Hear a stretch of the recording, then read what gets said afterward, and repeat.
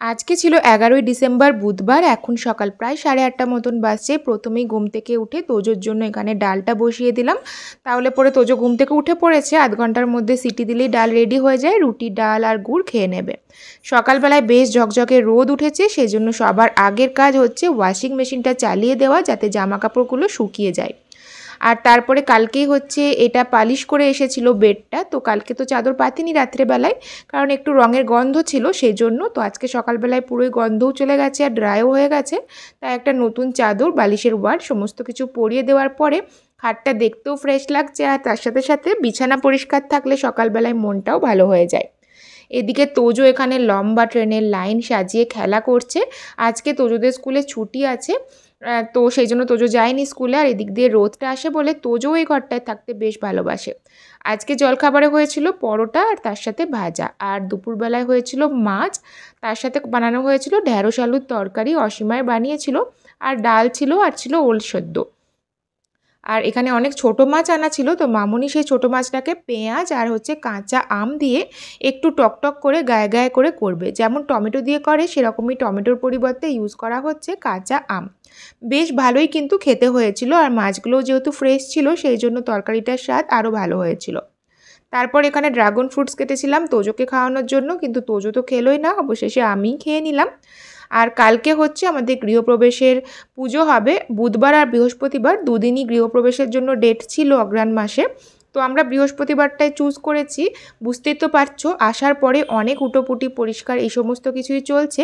তো আজকের দিনটা হাতে ছিল, যার জন্য পুজোর যে দশকর্মা ভাণ্ডারের জিনিসগুলো দরকার সেগুলো আমরা একটু গুছিয়ে কিনে নিতে পারবো। বাপি আর উজ্জ্বলে গিয়েছিল, আর তার সাথে হোম হবে, হোমের জিনিসপত্র।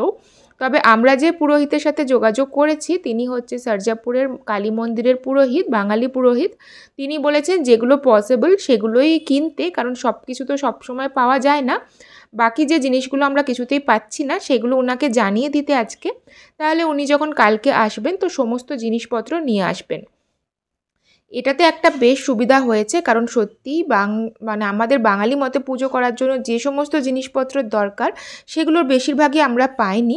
তো সেগুলো পুরোহিত মশাইকে আমরা আজকেই জানিয়ে দিয়েছিলাম। বাকি যেগুলো পেয়েছিলাম সেগুলো কিনেছিলাম। এখানে যে দশকর্মা ভাণ্ডারের দোকানটা আছে সেখানে আমরা লক্ষ্মী পুজো থেকে টুকটাক পুজোর সমস্ত সামগ্রী কিন্তু পেয়েই থাকি। আর তো কয়েকটাই 7-8টা মতো জিনিস পাইনি, সেগুলো জানিয়ে দিয়েছিলাম আমরা লিখে। তো সেই মতো কালকে উনি নিয়ে আসবেন। এদিকে চলেও এসেছে বাপিরা বাড়ি।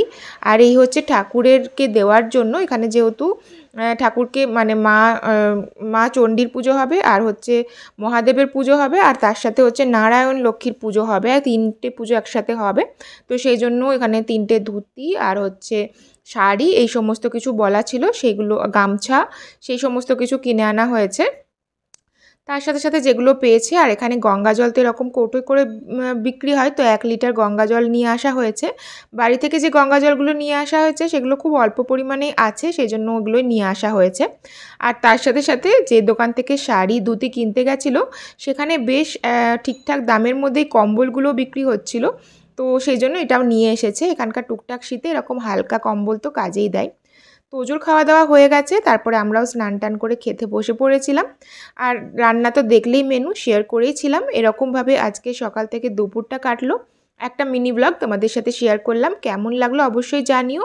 ভালো লাগলে লাইক কমেন্ট শেয়ার করে দিয়ে পেজটাকে ফলো করতে কিন্তু একদম ভুলো না। পরের ব্লগে আবার দেখা হবে। সবাই ভালো থেকো, সুস্থ থেকো, টাটা।